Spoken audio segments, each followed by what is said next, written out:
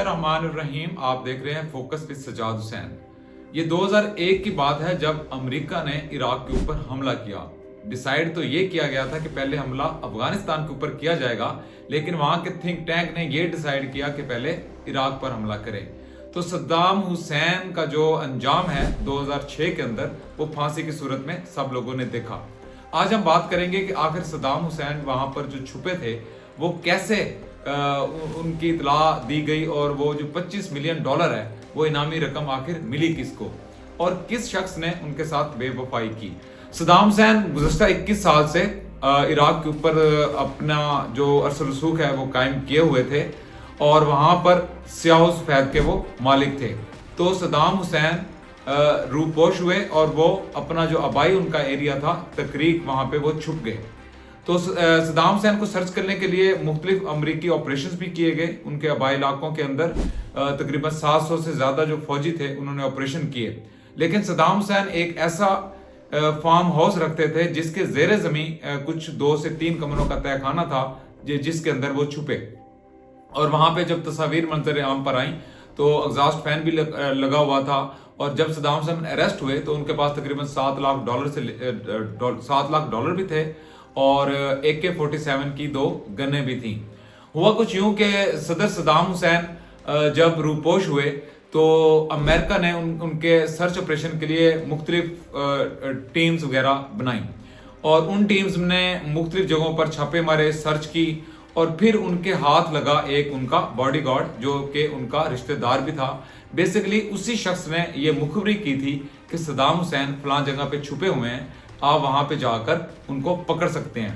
और नतीजा ये निकला कि सद्दाम हुसैन बिलाकर 2003 के अंदर वो पकड़े गए, और अमेरिका ने उनको वो तस्वीर भी शाया की। और सबसे पहले जब सद्दाम हुसैन को पता चला कि अमेरिकी फौजी उनके पास आ गए हैं तो उन्होंने मुजामत भी नहीं की।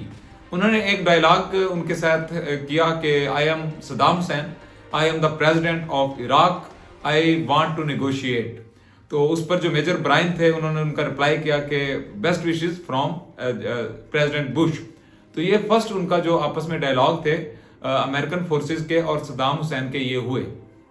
आपने बेशुमार तस्वीर देखी होंगी सोशल मीडिया के ऊपर भी, सद्दाम हुसैन दाढ़ी के अंदर हैं, बारिश हैं, दाढ़ी उनकी बढ़ चुकी है, बाल उनके लंबे हो चुके हैं, और निहायत ही एक खस्ता हालत के अंदर वो सद्दाम हुसैन जो एक रोब ऑफ दबदबा रखते थे और इतने बड़े बड़े पैलेसेस में रहते थे, वो एक गड़े के अंदर या सिर्फ 2 कमरों के जो तहखाना है वहां तक कैसे महदूद हुए।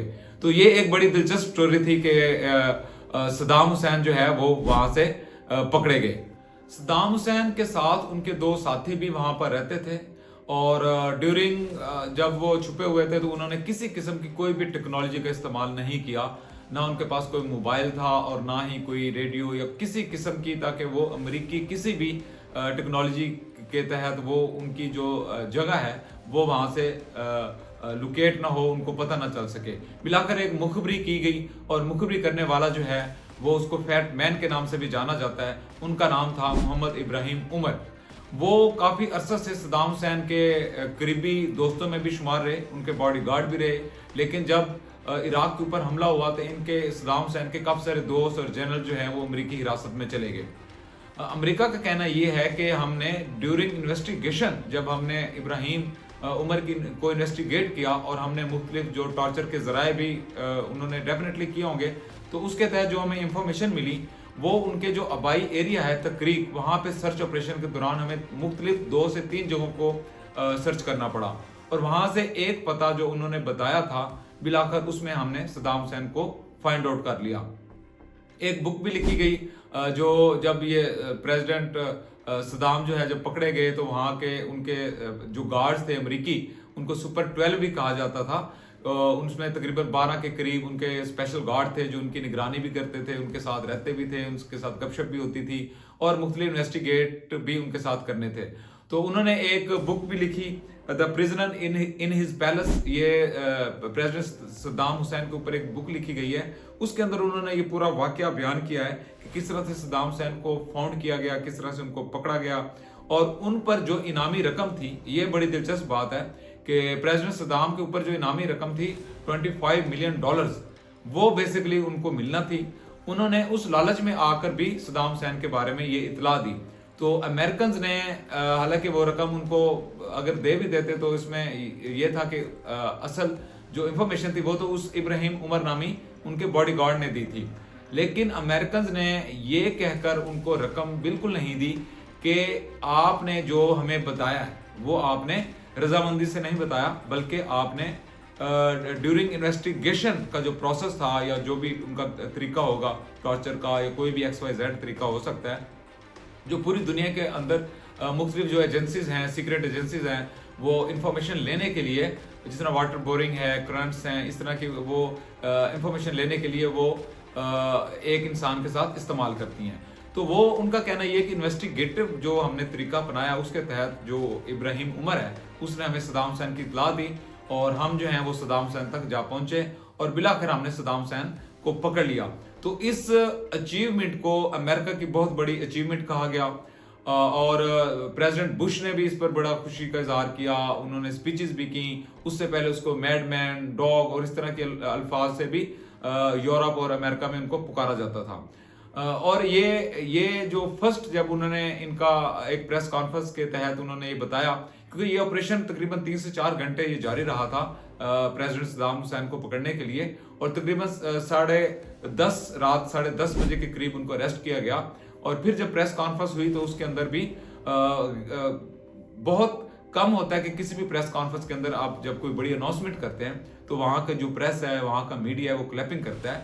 نہ صرف صدام حسین کی اریسٹ پر کلیپنگ کی گئی بلکہ کچھ لوگوں نے وہاں پر نعرے بھی لگائے. صدر صدام حسین کا اگر دور دیکھا جائے تو وہ ایک بڑا ایک پاورفل دور تھا. انہوں نے اپنے دور میں 90s میں بھی جنگ کی، انہوں نے عراق کے اوپر بھی حملہ کیا، انہوں نے اپنے مخالفین کو دبانے کے لیے بھی بڑی ایک پاورفل حکمت عملی تیار کی تھی. اس کے علاوہ ان کے جو بیٹے تھے ادے اور کسے، وہ بھی صدام حسین کا ایک دائیں اور ایک بایاں بازو سمجھا جاتا تھا. اور ایون کہ ان کی جو بیٹی تھی رات صدام، وہ بھی بڑی پاورفل سمجھی جاتی تھی. تو ڈیورنگ وار صدام حسین کو یہ اندازہ تھا کہ وہ یہ سمجھتے تھے کہ جو جنگ سٹارٹ ہوئی ہے 2001 کے اندر، یہ within 1 or 2 year جو ہے یہ رک جائے گی یا ختم ہو جائے گی. لیکن ایسا نہیں ہوا. اس کا جو اختتام ہے وہ صدام حسین کی اریسٹ سے لے کر ان کے کیس چلا اور ان کو ایٹ دا اینڈ ان کو پھانسی دی گئی. تو دسمبر 2006 کو صدام حسین کو پھانسی دی گئی. جب انہیں یہ اطلاع ملی کہ آپ کو صبح ہینگ کر دیا جائے گا تو وہ بڑے نا امید سے تھے، لیکن انہوں نے پھر صبح وضو کیا اور اپنے اسی طریقے کے ساتھ وہ اس پہ آئے، جو پھانسی گھاٹ ہے اس پر آئے. اور 30 دسمبر 2006 کا وہ دن تھا جب صدر صدام حسین کو پھانسی دے دی گئی. اور پوری دنیا کے لیے جو مسلم کمیونٹی تھی، جو ان کے چاہنے والے تھے، ان کے لیے شاکنگ نیوز یہ تھی کہ عید الاضحیٰ کا دن تھا. اور صبح جب اخبارات جو پچھلے دن کی پبلش ہوئی تھی اگلے دن، تو اخبارات میں سب میں یہی تھا کہ صدر صدام حسین کو صدر صدام حسین کو عراق کی جیل میں عراق کی عدالت نے پھانسی سنا دی اور پھر اس میں ان کو پھانسی بھی دے دی گئی.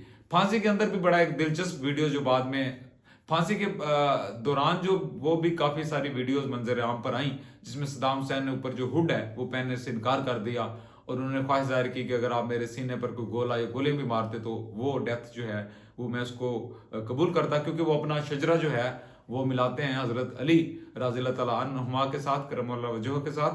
اور وہ اس لیے وہ اپنے آپ کو بہادری شو کرنے کے لیے بھی انہوں نے اوپر ہوڈ یا اوپر جو کپڑا کسی بھی قیدی کو پھانسی دینے کے لیے چڑھاتے ہیں وہ انہوں نے نہیں چڑھایا. صدام حسین کو پھانسی گھاٹ پر لایا گیا تو انہوں نے ابھی کلمہ شہادت کمپلیٹ بھی نہیں کیا تھا کہ ان کو وہ نیچے سے جو ہے وہ رسی جو ہے وہ کھینچ لی گئی. اور یوں صدر صدام حسین کا جو اختتام ہے وہ اس طرح ہوا.